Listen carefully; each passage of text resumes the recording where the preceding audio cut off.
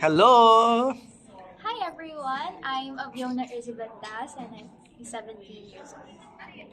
I understand you have done, Eat Bulaga'S Bida Next. What happened to that?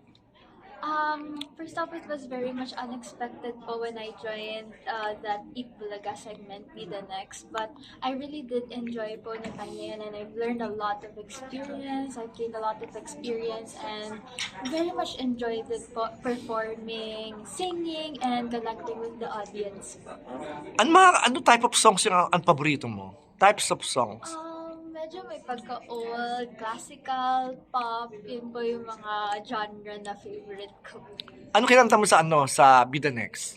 I Wanna Dance With Somebody by Whitney Houston. Di ba dalawa yung tatlo pa? And yung isa pa, it was Olivia Rodrigo Driver's License. Yun po, medyo new siya. Oo, ang galing-galing mo pala. Mahirap kantahin yung kinakanta mo. Ano ba talaga, ambition mo sa showbiz? As much as I want to be, famous, but also to share my influence po, to be a role model to a lot of the youth, to never be afraid to show your talent and never hesitate, don't be shy. If you have talent, you have to share it to the world. Oo.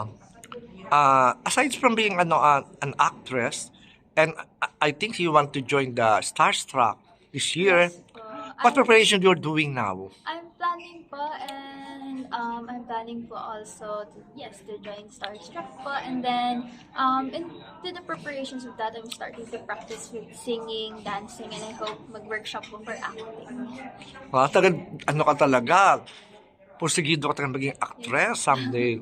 And you have the looks. Thank you po. Kamukha yung girlfriend ni Justin Bieber dati. Gomez. Oo, Selena Gomez. Oo, habig mo siya. And then kumakanta si Selena, kumakanta ka rin. Yes po.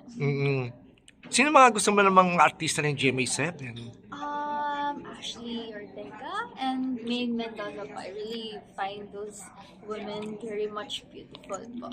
Sino crush mo naman sa mga lalaki?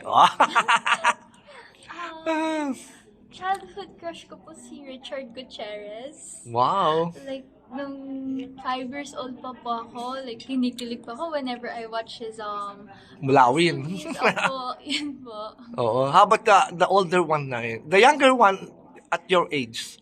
Sino ang crush mo? Wala pa po ako masyadong nagiging Crush. na Oo. celebrity crush ngayon. Wala Yun pa. po. You're very conservative. Why?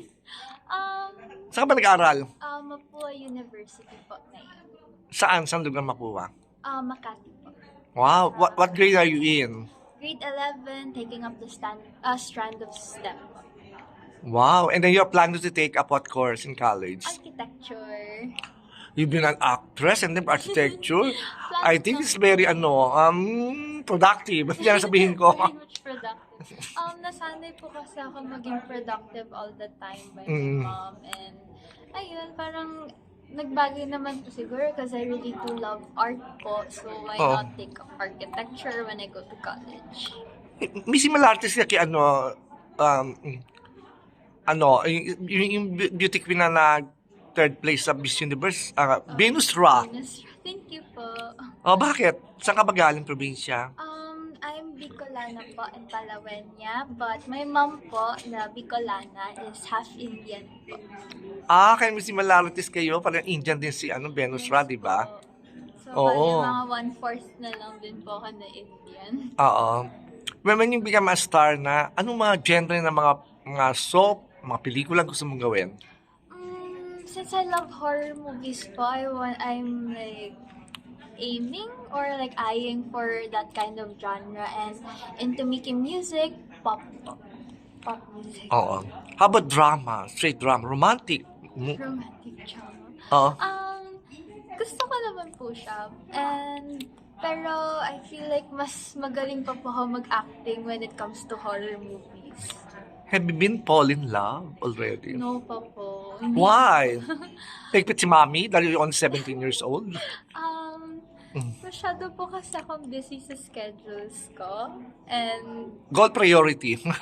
priorities po with study, extracurricular, so medyo wala na pong time. But I do have crushes naman po. Sinong crush mo ngayon? Um, Sa abroad. Sa abroad, Probably Chris Evans. Wow. Yun po siya. Kasi, Mm. pogi niya. Oh, nice meeting you ha, Abiona ha. Thank you so much po. Have a very nice place, a very appealing personality, and you're very intelligent. Thank you po. You answer well. Thank you. Po.